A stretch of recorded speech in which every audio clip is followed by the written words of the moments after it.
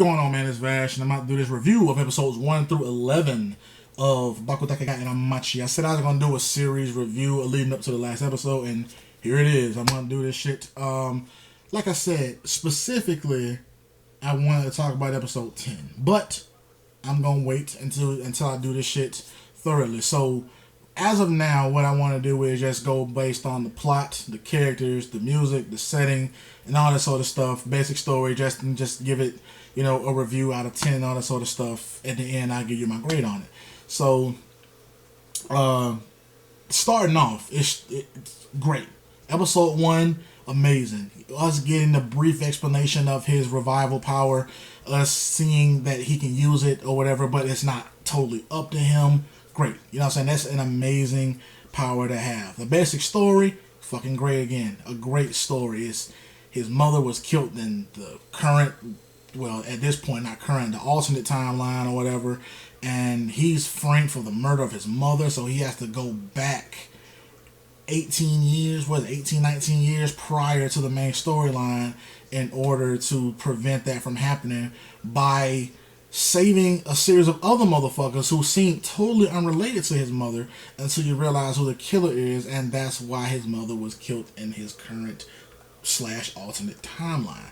And that's dope. That's dope that he has to fix these shits in the past in order to prove his innocence in the future with his mother, thereby completely erasing that timeline.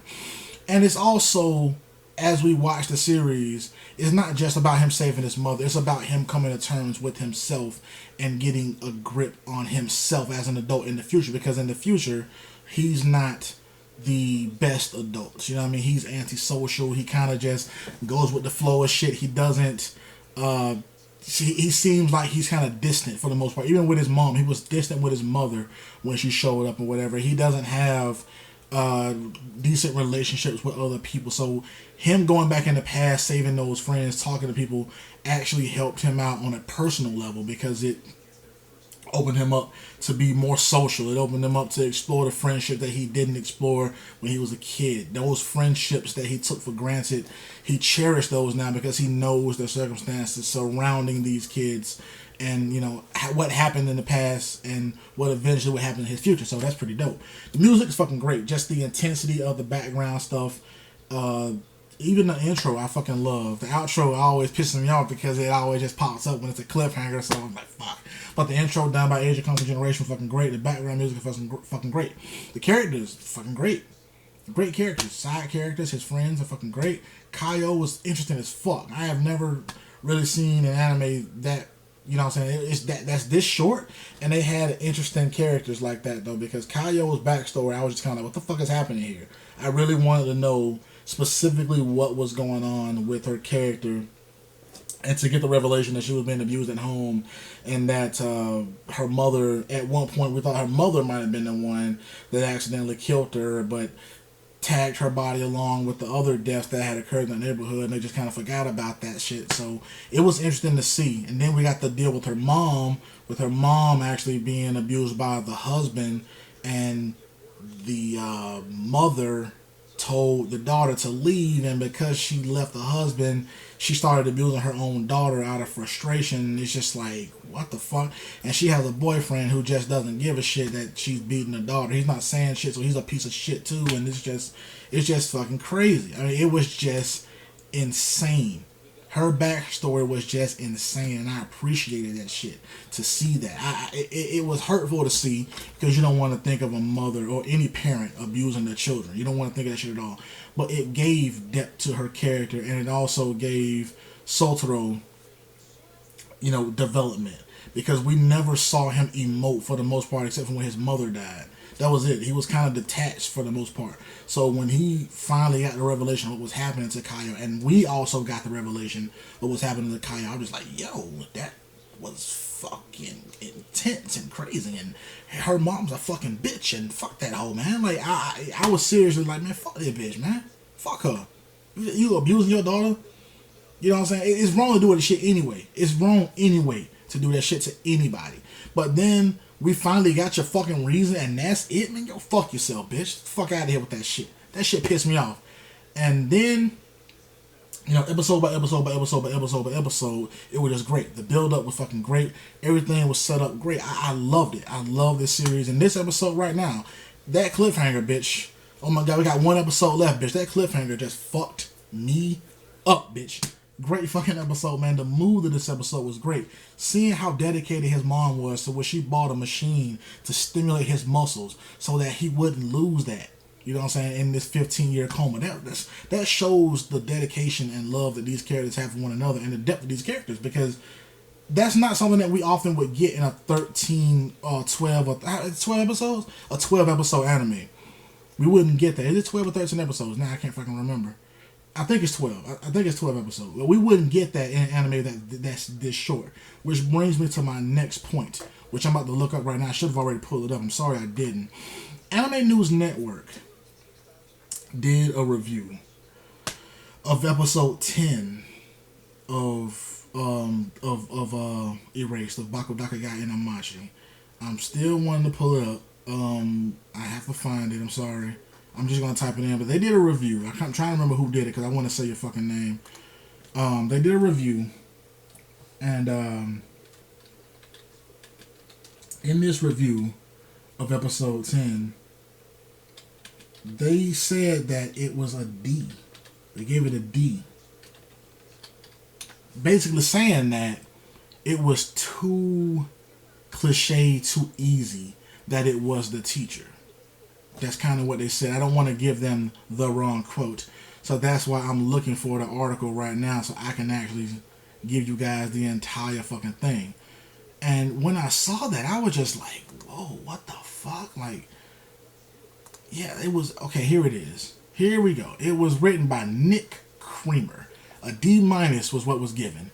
In this, Nick Creamer of AnimeNewsNetwork.com says, I don't really feel happy reviewing this episode. I've been enjoying this show, enjoying it a lot. After Showa, Giroko, whatever this shit is in Grimgar, it represented the final top tier pillar of the season for me. It's sometimes gone over the top in its thriller theatrics, but its execution has been generally excellent, and it seemed like it was building towards some compelling points and community and trust. But this episode was a disaster.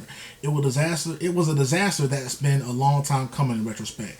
The show hasn't left itself many avenues for revealing who the killer is outside of Yuki himself. Basically, the only potential suspect has been Mr. Yashiro. Having only one relevant character doesn't make for much of a mystery, and beyond that, Mr. Yashiro has served a fairly instrumental role in the plot. It'd be somewhat disappointing for the killer to be someone we didn't know, but it'd be far more disappointing for it to be Mr. Yashiro, who's both the overtly obvious choice and the characters who's come to stand as a counterpoint to the underlying atmosphere of suspicion in the show. Now, I'll let you guys read the rest. I'm going to drop that article in the description below. But to the point of this, Mr. Creamer, is that you're saying that this doesn't make for much of a mystery. You're thinking of a whodunit, sir. There are different types of mystery. There are different genres within mystery that exist in the world, and you're only thinking of a whodunit. This is not case closed. This series is not case closed. It's not like we're gonna get some shit that happened and they're gonna drop clues, and by the end of the episode we're supposed to figure out who the fuck did it. It's not a whodunit. And this also was not about specifically him figuring out who the killer was. It was never about that. It was never about that, okay? He went back in the past to stop those girls from dying, which would inadvertently led him to figure out who the killer is. It wasn't that he had to figure out who it was. It's just that he had to stop these motherfuckers from dying. Because by stopping them from dying, the events of him talking to the police, the events of his mother also being a part of this would have been erased, meaning that she wouldn't have died in the future. So it wasn't about figuring out who did it. It was about keeping these three people that died alive. And at the same time, again, sir, this is a 12 episode anime. It's only 12 fucking episodes. I'm pretty sure if you read the manga, your opinion of this shit will change, but you're an anime only guy. I can tell. It seems like it anyway because of how you're reviewing this shit. I haven't even read the manga for Erased, but I know if I read the manga that the suspense that I felt watching these episodes would be severely heightened because they are building up a background, they're building up other characters, they're building up a fucking world around this series, which can't be done in 12 episodes. This is not something that can be done in 12 episodes. So your review of this shit, when I read this, I was just like, yeah, this guy kind of doesn't know what the fuck he's talking about. To be honest with you. So I'm sorry that I had to put it that way, but you kind of don't know what the fuck you're talking about. You know, again, this is 12 episodes, which you did not mention at all in this article. Like, at all. You did not mention at all that this is a short series that has to pack everything in 22 minutes in order to move the plot along. You did not mention that. You did not mention also that it is following the manga. So you can't say that this is an underwhelming series or this anime was underwhelming. It's a disaster when the manga itself supposedly is going in this direction. They are getting this source material directly from the manga. So I don't understand where the complaint is.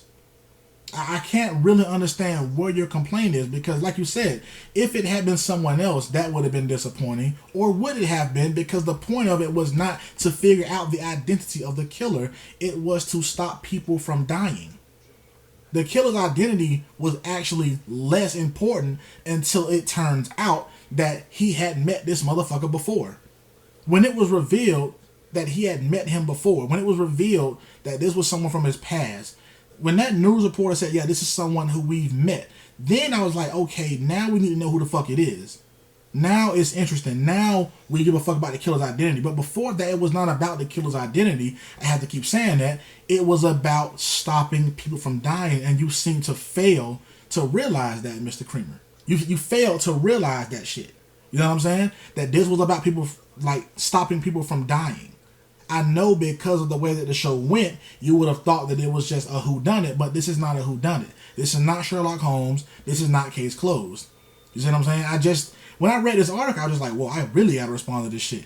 You know what I'm saying? But that's my review of the series up to this point. I'm going to do another review, which is probably going to be episode by episode by episode by episode. I'm just going to break it down or whatever.